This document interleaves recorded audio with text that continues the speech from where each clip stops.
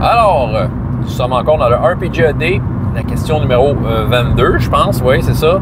Donc, un PNJ notable. Là, il y en a tout plein. J'en ai un que je vais ressortir.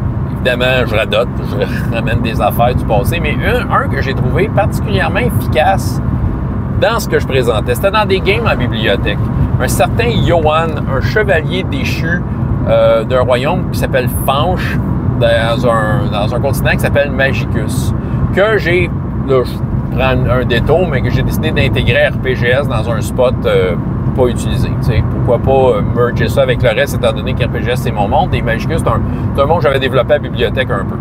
Donc, un chevalier de Fanche qui a été déchu et qui a essayé de trahir son royaume en s'associant avec le mal.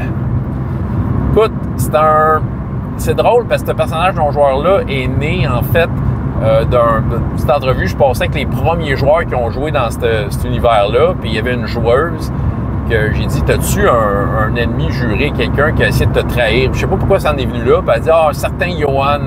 Puis je pense que t'es inspiré d'un roman de fille qu'elle lisait, puis il y avait un Yohan pas fin. Puis c'est parfait. Fait que là, tu sais, dans le fond, elle pouvait aspirer à être chancelière du royaume, mais Yohan, il a toujours empêché. Ils ont comme été au même collège dans leur ville, mais Yohan a réussi en trichant, tandis qu'elle, elle l'a fait comme il faut, mais il a réussi comme à supplanter sa réussite, c'est ça. Fait que tu sais, déjà partant, là, il faisait chier. Mais là, c'est ça, au fil du temps, il s'est mis à se dévoiler qu'il était associé à des méchants qui essayaient de faire tomber le royaume, les joueurs l'ont arrêté, tout ça. Puis à un moment donné, il est pas mort, tu sais, c'est ça qui arrive. Il a été comme banni, tout ça. Fait que moi, pour moi, c'était intéressant. Fait qu'à un moment donné, quelques séances plus tard, Yohan est de retour, mais il était rendu le prince des pirates du port de l'Est. Fait que tu sais, il a évolué comme personnage, mais tu sais, encore Yohan, c'est ça.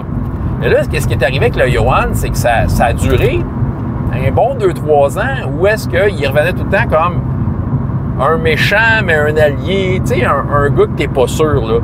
Puis des fois, il les aidait, des fois, il les nuisait, puis dans le fond, il était toujours du genre à faire travailler les autres quand il nuisait, ce qui fait qu'il était jamais devant les personnages qui voulaient y péter à la gueule.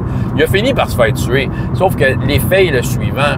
La légende de l'hostie de Yohan, là, il se perpétuait d'un groupe de joueurs à l'autre, parce que ce qui arrive, c'est que le groupe original qui a affronté Yohan, ben après peut-être un an, il en restait un, puis c'est ça. Puis là, à toute fois que je parlais de Yohan, la personne qui s'en souvenait, « Oh non, pas Yohan! » Puis tu sais, juste de sa réaction, à l'embarquer les autres dans son trip d'haïr Yohan, ce qui fait qu'à un moment donné, là, cette personne-là n'était plus là, à un moment donné, c'était d'autres, mais tu sais, de table en table, on dirait de bouche-oreille, de table en table, l'hostie de Yohan, chevalier déchu, ancien prince des criminels du port de l'Est, et maintenant, tu sais, quasiment suppôt du diable, là. Il revenait d'une fois à l'autre. Fait que toutes les fois que Yohan revenait, il y en avait toujours un qui se souvenait de la dernière fois parce qu'il l'avait vécu. Puis, oh non, pas Yohan. Ça, c'est cool. Ça, c'est un personnage non-joueur cool qui a testé, tu sais, qui a éprouvé l'épreuve du temps parce que j'ai juste semé la graine d'un gars qui faisait chier. Puis on dirait que, c'est ça, le préjugé suivait à chaque fois.